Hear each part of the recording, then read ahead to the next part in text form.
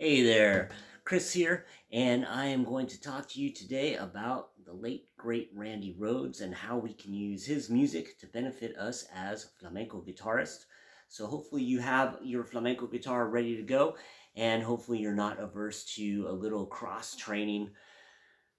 This riff is an incredible riff on electric guitar, and it can be made, as you can hear, for other guitar styles, and we can learn a lot and benefit from the wonderful Randy Rhoads. So I am making this. I found out that today is the anniversary of his passing, and so if you are new to my channel and you happen to be loving, you rock guitarist and want to kind of see what this can sound like on a flamenco guitar, we're playing it in a different key for a couple of reasons. One, because I hopefully won't get a copyright thing about this, and number two, because to save the nails. We always got to think of our nails, and by playing this a zillion times on the low 2 strings with these scratchy strings, they eat up the nails. And us flamenco guitarists, we flamenco guitarists, we have live guitar picks that we have to make sure to take good care of, and I'm always considering that with how much I practice on the low strings to be able to save my nails. Anyway, so we got a couple of benefits here. And we're going to put this on the second string on the second fret. So let's go over this. Second string, second fret with your pointer finger. We're going to play that note twice. And I'm using my right hand. I'm walking with my index and middle finger. We're going to talk about lots of different things. I'll talk about several different aspects of technique, and that's why we're doing this. We're using this as a look into how to improve our technique, okay? So I'm walking with my my right hand, my index and middle finger, okay? And just, if you have never done that before, I would just pick a string and start walking. All right? Now I'm doing what's called a rest stroke, so I'm following through onto the next string, okay? I have other tutorials on that, so please look in the description, or maybe I'll be able to put them up somewhere, okay? Anyway, so first finger on the second fret of the second string. That's going to be your home base for the first half. I divide this in 2 halves, okay? All the other notes are going to be on the first string. Want to make sure to have really good fret hand posture here. And we're going to put our third finger on that 4 of the first string, okay? So we're going to play the 2 on the second string twice. And now you're going to play that 4 on the first string. So all the 2s I'm about to say are always that 2 on the second string.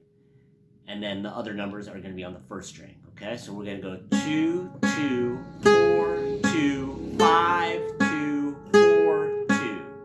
That's the first half, okay?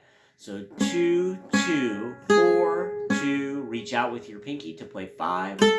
And then back to that 2, and then 4, 2. All right. Now we're going to go to the back half. So I think of this, for those of you who know a power chord shape, this is a power chord shape.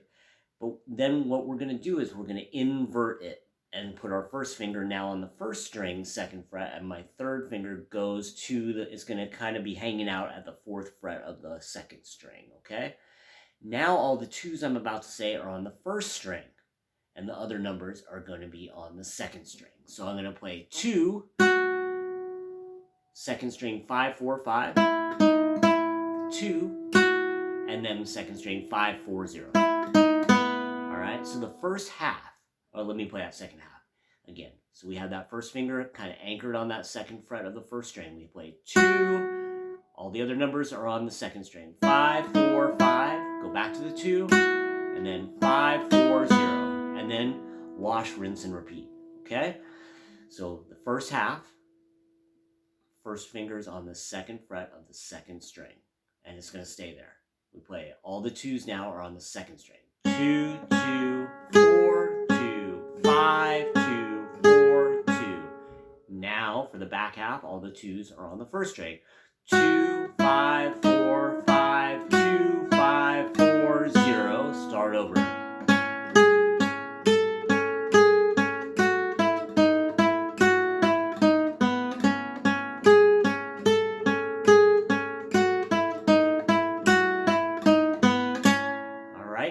going to play that 3.5 times. How many times? 3.5. So you play that whole thing 3 times. On the 4th time, on the 4th repetition, you stop and you don't play that back half of it, okay?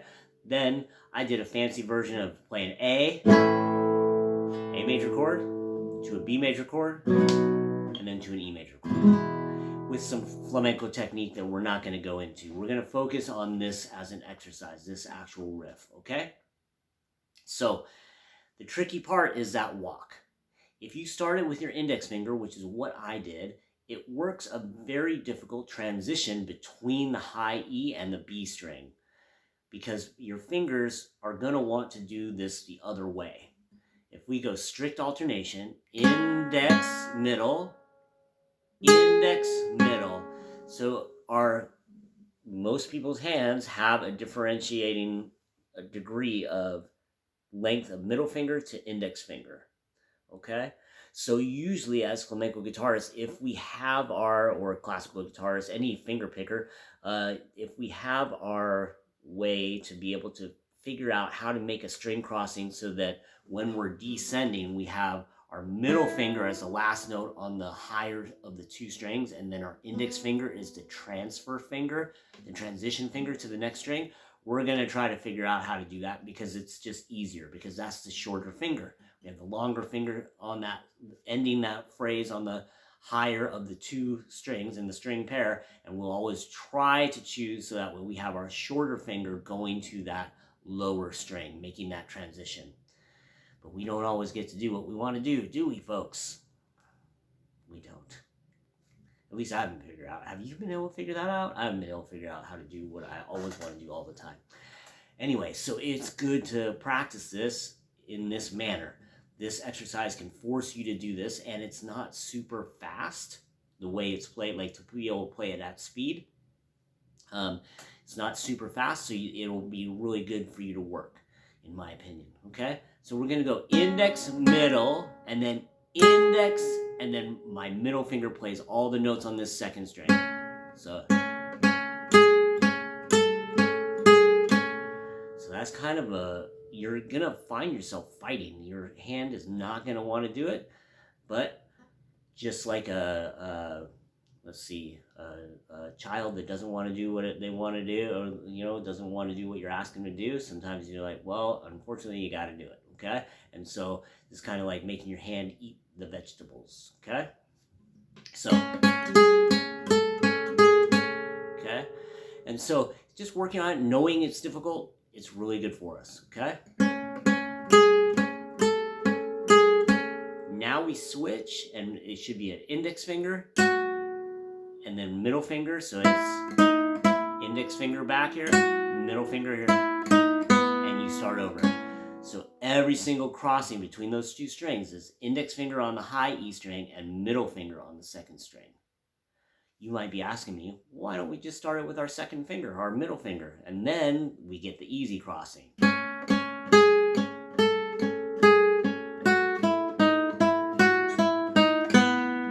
Absolutely, you could do that. That's going to be way easier.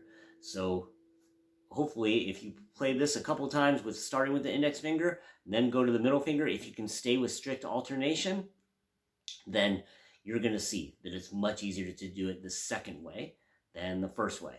But again, we just got to eat our veggies. It's really good for us to train this way, because I just had somebody comment in another video saying, well, should I always try to make it so that that crossing is with that index finger. And my reply was, yeah, that's great. We should do that if you have the opportunity to do that. But we don't always have the opportunity. When we're working with constant alternation and improvising, we have to be good at crossing with either finger, okay? Or we have to be good about being able to, how can we adjust? How can we make that so that it can happen? But just recognize that you're working around a technical challenge. And we want to ideally have the music come first, and our technique should be able to support whatever music idea that we have, not that we're making a music choice because of a lack of technique. Now, we will always do that because our technique is never perfect. We always have to make some choices that are going to be technique based and not music based. But our goal as an instrumentalist is to make that less and less and less as we get better and better and better. All right. So now let's talk about left-hand details here. I just want to make sure that you recognize that we have that first finger, third finger, and pinky working throughout this whole thing. And I would like you, if you're a beginner guitarist, I highly recommend that you work on having the capacity, building the capacity, that these fingers stay above the frets. If you find yourself doing this, you see my elbow moving and trying to get that finger and it relaxes and then reach. We don't want to do that. So I highly recommend that you work in the mirror to make sure that your hand stays there. Sorry. These fingers should be over their respective frets, okay, that they're going to be working in, and they're ready to work. They're hovering right there, ready to go, okay? You see that all my fingers are arched. The next thing is, to make it sound decent, I would highly recommend that you lift each finger as you pick the next string, the next note, to really get clean, clear notes. However, we don't want to do it too soon. You don't want to go, okay? So we want to get the full note value all the way up until that next note. Like I said, this is a fantastic exercise. Doesn't matter if you're a flamenco guitarist or a rock guitarist, this is a fantastic piece of music as an exercise. All right, so hopefully you have those left-hand details. Make sure to watch the video again to remember or write notes, okay? And then the next thing that I wanted to address, technical thing, is when I switch, so part 1, and then part 2, right? Part 1, my first finger is on the second string, okay? It switches to the first string for part 2. When I do that the first time I play that 2, I do this with an index finger bar. I just flatten out that first finger. Now I fret it the way I would like to fret it. But I found that in order to make the proper connection to get the most note value, I really don't like lifting that finger. I don't like having to hop that because we go from this 2 to this 2. And I don't like having to hop that. It takes away just enough of that note value that it drives me crazy. So my way of doing this is to flatten that out. You don't have to do that, of course, but I would recommend you consider it and think about what I'm asking you to do. Get all the note value. You want to get the value of the notes, right? Get the maximum value of every note, people.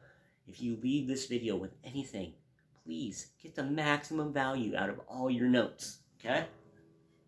Don't cut a note short. They're all beautiful and amazing. Don't cut them short.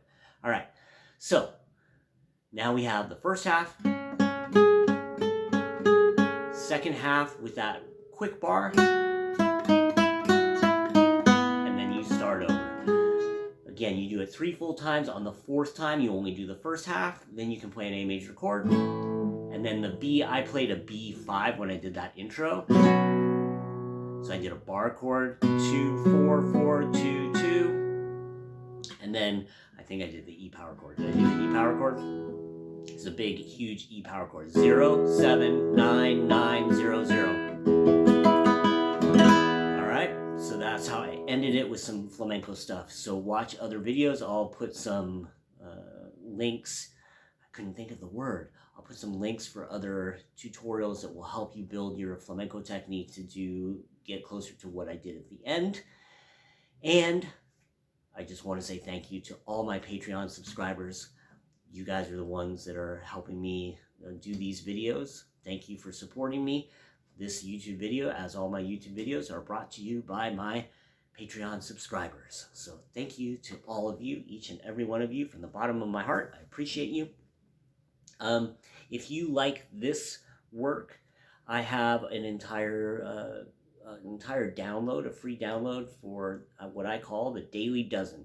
And it has the dozen techniques that I think are critical and massively important for you to be able to grow as a flamenco guitarist if you want to build and work on your technique to be able to play the demanding music that is required of us as flamenco guitarists. So I broke it down into 12 critical techniques that you need to practice every day and created a blueprint for you.